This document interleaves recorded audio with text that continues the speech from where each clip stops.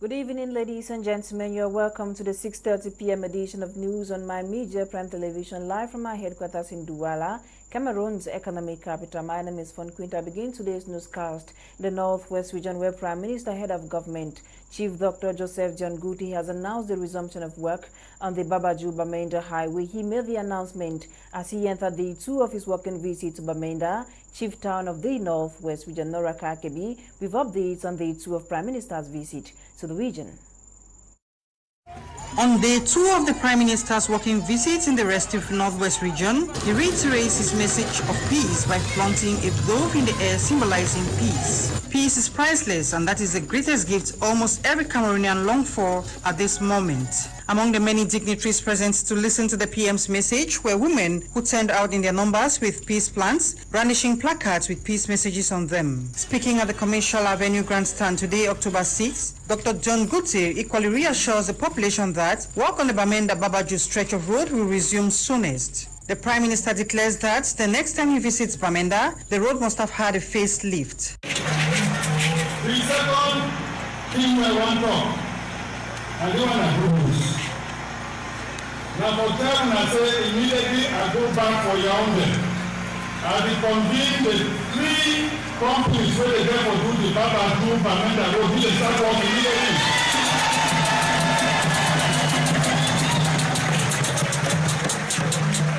Because the people where they finance that road well back, they will put back, say because of certain conditions, make that one go start.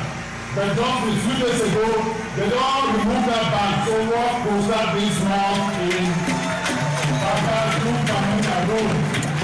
It should be recalled that the Prime Minister arrived to the Northwest region early on Tuesday, October 5, and was received by administrators and traditional authorities at Matazem. After pleasantries and a welcome speech from the traditional authorities, Chief Dr. John Guti took the floor to deliver his speech when gunshots were heard from the nearby bush. The security forces, however, called for all to remain calm and not panic. The situation was brought under control, and the PM told the crowd he was there on a peace mission, stressing that it is time for the suffering to end. Dr. Dion is expected to spend over 4 days in the Northwest region, where he is scheduled to meet with delegations from the various regions to discuss on the implementations of the recommendations of the major national dialogue. It should be noted that his visit comes just barely 2 weeks after he was in Boya for the same reason. Cameroonians simply want peace and a return to normalcy in the restive regions, which have been rocked by violence and bloodshed over 4 years and still counting. Now, some 20 members of the Southwest House of Chiefs have gained knowledge and best ways to implement the decentralization process within their communities. This was during a 2-day workshop that held from Monday, October 4th to Tuesday, October 5th in Boya, organized by the Southwest Regional Assembly. Clarice Ekowe tells us more. One of the responsibilities inscribed in the 1996 Code of Regional and Local Authorities is the need for traditional rulers to champion the economic, social, and cultural development of their communities. Practically, the situation has been the reverse on the ground. Economic, social, health, cultural, education, and sports development. These are issues which are not the day-to-day running of the chiefs in their chiefdoms. We are mainly custodians of our tradition. In a bid to ensure a swift implementation of the decentralization process within the troubled Southwest region, these are the 20 members of the Southwest House of Chiefs who received training on best ways to implement the decentralization process within their communities. As the House of Chiefs, we envisage this seminar in order to bring up our colleagues to the level where they can be more than just custodian of the tradition, and to be able to be project managers in their different chiefdoms. During this 2-day capacity building workshop that held in Boya from Monday, October 4 to Tuesday, October 5, these traditional rulers, drawn from the different divisions of the Southwest region, were schooled on the need for them to apply social cohesion and community engagement for a better implementation of the decentralization process within their communities. We had to drill the chiefs on the importance of social cohesion and the techniques that could be used to encourage social cohesion in their various chiefdoms. In my chiefdom, I have a lot of Northwesterners who are settled there. They're doing farming and the rest, and my traditional council now will involve some of them so that there should not be something like marginalization. With 2 other capacity building workshops on their way to train these traditional rulers, the president of the Southwest Regional Assembly, Bakoma Elango Zacchaeus, has tasked these participants to use knowledge acquired to better the living standards of their subjects while championing for peace. We stay in the Southwest region where the population of Matuke Street Kumba 1 subdivision are happy recipients of a culvert rehabilitated by men in that community to ease movement. On Monday, October 4th, the men completed the culvert in the presence of the city mayor of Kumba and presented to the population details with Tamfusi Dwan. The population of Matuke Street in Kumba 1 subdivision are happy recipients of a culvert rehabilitated by men in that quarter to ease movement in and out of Matuke Street. On Monday, 4th October 2021, the men completed the culvert in the presence of the representative of the Kumba City Mayor and the Mayor of Kumba 1 Council. According to the president of Matuke Men, the objective of the group is to support and promote local development by doing cleanup campaigns, providing street light to fight insecurity, and rehabilitating quarter roads. We take care of our quarter. We take care of the road. We take care of the lights. Because when there are lights, we know that bad boys cannot enter when the place light in the night. So the street lights here, we take care of them. It's our own contribution that we do to make up for what may be lacking in around town. He further explained that they have some challenges like financial and reluctance by some men to contribute. Well, we had challenges before because we didn't know how to go about it because we had to consult the council and get permission from them because not everything that we can go do by ourselves. So the other challenge that we had is to raise up the money because within this kind of crisis period that we're going through, to raise money to make up the slab was not easy, but finally we succeeded. The representative of the Kumba City Mayor, Mr. Are Solomon, encouraged them, stating that their initiative is part of the City Council's objective to promote participatory development. They are just merely trying to throw a net or a rope on the neck of the city mayor. A city mayor, please, while you're thinking about other areas, be thinking also about us. And when fine picking starts something like this, the papa must give an encouragement too. Not be so. Anytime I knock with door, he be willing. Tell I be come here today, he sent envelope. So I give him for president. So this one are just a small push. Okay. On his part, the mayor of the Kumba 1 Council, Barrister SMA Moses Esembe, encouraged the Matuke main group and also promised to assist them each time they have any project. Those persons who make up the public of Kumba 1 subdivision to emulate the example of a Matuke men. These men are not sitting here because they are taking advantage of the ghost town just to drink beer. These men have been through a physical exercise where they have done a remarkable renovation on the bridge. Let's call it a bridge or call it a culvert, which has been a nightmare as far as this street is concerned. Matuke Men Association is legally operating in Kumba 1 subdivision. Our councillors of the Limbe 1 Council have held their first extraordinary session to deliberate on the recent circular from the Ministry of Decentralization and Local Development. The circular sets orders for the Council's board and the implementation of a vacancy at the Limbe Council. Kuma narrates us more in the following report. This is the first ever extraordinary session of the Limbe 1 Council under the stewardship of Mayor Eposimboaye Florence with 3 points on the agenda. The first point is in line with a circular letter from the Ministry of Decentralization and Local Development instructing councillors to deliberate on the security and entertainment allowances of mayors and their deputies. The second point of the day's agenda is cognizant with Law Number 24 of the 28th of December 2019, subsection 3, stipulating that in case of the vacancy of a city councillor as a result of death or any other reason, the city council board or subdivisional council board shall fill the vacancy during a period of 2 months. It is within this framework that councillors of the Limbe 1 Council are here today to decide on who to replace Mayor Eposimboye Florence as councillor of the Limbe City Council, as her election as Mayor of Limbe 1 Council qualified her to become an executive of the Limbe City Council Board, better still, ex officio member. To this effect, Councillor Anjorin Besi was unanimously elected by all 24 councillors present for the session to replace Councillor Eposin Janjo Williams, who was earlier co-opted by the mayor to replace her in the board, but her attention was later drawn by the supervisory authorities to the provision of the law giving powers to councillors to elect a member to fill in the vacancy at the Limbe City Council.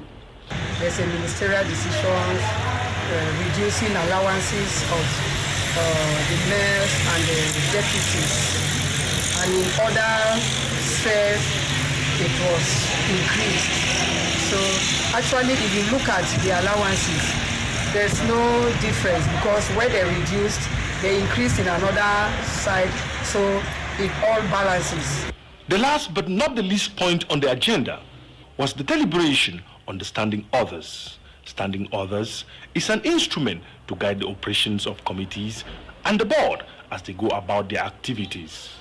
The Limbe 1 Council has been operating without any standing order, and it was incumbent for the mayor to call the attention of her councillors to deliberate on a fixed budget to take care of the aforementioned headings. Governors of the Lake Chad Basin have rounded up the third session of the Governors' Conference held at the Ewane Conference Center. For 2 days, the governors discussed better ways to recover from Boko Haram atrocities in the affected regions. Details right ahead. For 2 days, governors of the Lake Chad Basin deliberated on better ways to recover from Boko Haram atrocities as well as stabilize the region hit hard by Boko Haram attacks. From October 4th to October 5, 2021, the governors and stakeholders met at the Ewane Conference Center for the third meeting of the Lake Chad Basin Governors Conference. The 2-day forum, appointed by Prime Minister Chief Dr. Joseph Jangote, was aimed at evaluating the implementation of resolutions arrived at during the second session held in Niger in 2019. It was equally an opportunity for stakeholders to improve regional strategy for the stabilization, recovery, and resilience of areas affected by Boko Haram atrocities in the Lake Chad Basin and examine the level of regional cooperation. While evaluating how far they've come, Prime Minister Dr. Joseph Jangote at the opening ceremony reiterated the need for combined efforts in order to meet the aspirations of the affected population. He further stated Cameroon's readiness to support any initiative aimed at restoring peace, development, and growth within the region. The 8 governors from 4 countries most affected by Boko Haram attacks who met in Yaoundé for 2 days include governors of the far north and north regions of Cameroon, governors of Adamawa, Bono and Yobe states in Nigeria, the governor of Difa region in Niger, and governor of Hedjel-Lamis province in Chad. For several years, Nigeria, Cameroon, Niger, and Chad have been struggling to handle the impact of Boko Haram atrocities in affected regions, ranging from mass abductions, looting, and killing. Over 40 newly recruited teachers of the Hada Polytechnic Bonaberi have been empowered with skills on emotional intelligence. The 7-day training was coordinated by the St. Bernard Higher Institute, as Lasha Kingsley tells us. Intelligence today is one of those key elements that most workers, when they are on the field, should be able to implement in carrying their day-to-day job. The creation and implementation of diversity, equity, and inclusion initiatives are becoming increasingly popular in corporations and enterprises. It is for this reason that the over 40 newly recruited staff of the Hada Polyclinic Bonaberi underwent a 7-day training course of emotional intelligence. Emotional intelligence on its own has shown to be extremely important when it comes to the quality of care or the quality of service that is provided on the field. And there are 5 key elements of emotional intelligence that we are focused on. That's self-regulation, self-awareness, motivation, empathy, as well as social skills. And so our students, after graduation from here, will be able to have all of these elements that will allow them to exercise the soft skill, that is, act with a level of assertiveness on the field. The inclusion of emotional intelligence skills in one's program could make significant contributions to the desired output and productivity. The Institute has recognized that the quality of service across the board in Cameroon has got a serious problem. And because of this, we have decided to add 3 key elements in the training of our students. These elements include emotional intelligence, leadership and entrepreneurship, as well as an incubator project that follow up students after graduation. We all are very familiar with the IQ. Everybody knows about IQ. One of the missing links that we often don't look at is the EQ, or what you really term emotional intelligence. And most companies are suffering as a result of that ignorance, because generally it is the staff that works for the progress of the organization. And if the staff is not equipped enough to face the difficulties that entails for that particular profession, then you are definitely going to find that the productivity will not be as required. And in addition to that, you will find that the job environment is not conducive for creativity. The hospital staff believe this training will go a long way to improve on the quality of their services. I'm a laboratory technician. After the 7 days, I really discovered that there were things that were really lacking in our professional skills. There are things that you do and you do them unknowingly, and you think that maybe you are being professional, of which you are doing them in the wrong position. A medical doctor who attended his training on emotional intelligence. After 7 days of serious training, I'm going home very happy for having learned a lot of things concerning myself. Okay, after the 7 days training on applied emotional intelligence, I've really learned a lot that is going to help me in working in other polyclinics. I've learned more about my self-awareness, my self-control, my self-confidence. Moreover, most especially, I've learned more about being empathetic in many situations rather than being sympathetic. It's really a life-changing course for me, and I know it's going to improve greatly on my nursing career as a whole. With its workers all certified in the domain of emotional intelligence, Hada Polyclinic Bonaberi aspires to differ from other hospitals in terms of quality healthcare delivery. Now, the 2021 edition of the International Shantabia Cycling Tour competition kicked off this day in Banganti West region of Cameroon. 12 athletes drawn from the Cameroon national cycling team and the NSAH Velo Club are representing the nation at the tournament. Eileen Sama completes the story. Day 1 of the 21st edition of the competition kicked off 9 a.m. in Bagante West region of Cameroon, with 56 cyclists taking part in the Grand Prix Chantabia, touring 9 cities for a distance of 116.1 kilometers. Cyclists from Slovakia, Burkina Faso, Mali, Benin, Côte d'Ivoire, Cameroon, among others, are running for the Grand Prix. The first stage, Bagante to Bagante, took place today and covered 2 towns, Bagante and Bafia, involving a distance of 116.1 kilometers. The second stage of the tournament will run on Thursday, 7th October from Bafia to Ntui, covering a distance of 130.4 kilometers. On Friday, the cyclists will race for the third stage, which is Yaoundé, Ebolowa, covering a distance of 167 kilometers. While Saturday, stage 4 of the competition will see the athletes covering a distance from Zoetele, Nkwang, and Meyomesala. The fifth and final stage of the competition is on Sunday, October 10th, from Sangmilima to Yaoundé, covering a distance of 166.2 kilometers. It is worth noting that the ceremony for the presentation of the teams took place on Tuesday, October 5, 2021 in Bagante, headquarters of the Ndé Division, chaired by Sports and Physical Education Minister Narcis Mwele Kombi, and was attended by other dignitaries and characterized by pomp and splendor. For the record, it is the first time the West region of Cameroon is hosting the International Chantabia Cycling Tour after the Center, East, South, and Littoral regions. And in what's making news on the African continent, Joy Ngong visited some countries and put together the following striking stories. Changa. Chad's parliament has officially welcomed new deputies.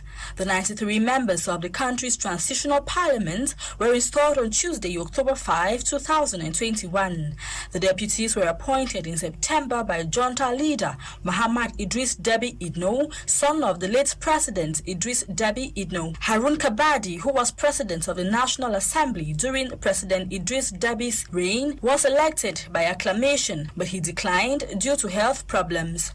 The Chadian constitution states that the president of the National Assembly would succeed the president in the event of a power vacuum. However, General Muhammad Deby proclaimed himself head of state and the head of the Military Transitional Council, composed of 14 other generals who were loyal to his father. The junta promised free and transparent elections within 18 months, renewable ones, and to quickly appoint an interim parliament pending the polls. Away from that, relationships between Bamako and Paris continued deteriorating as Mali summoned French envoy over President Macron's criticisms. Mali's foreign minister summoned France's ambassador on Tuesday to protest against comments by French President Emmanuel Macron on the country's military-dominated government. According to the Malian Foreign Ministry, they summoned the French ambassador to inform him of the authorities' indignation and disapproval. While speaking to the French media on Tuesday, President Macron accused Mali's military authorities of abandoning their responsibilities. He insisted that it was not the role of the French army to fill in for what he described as the known work of the Malian state. Last month, Mali's interim Prime Minister Choguel Maïga accused France of abandoning the nation mid-flight after the European country decided to reduce its troops there by up to half. Relations between the two countries have been strained since last year's military coup in Mali. Over in South Africa, the South African car industry fears heavy impacts as the union starts strike. The largest South African meter workers union called on an indefinite strike on Tuesday after salary talks with employer bodies failed. The union is seeking an 8% wage increment and subsequent 2% above inflation rate for the next 2 years. The union leaders say they are left with no choice but to strike and withhold their labor indefinitely till the bosses give in to their just demands. Several marches and rallies were witnessed across South Africa on Tuesday as grieved members called out on the government and employers to heed their demands.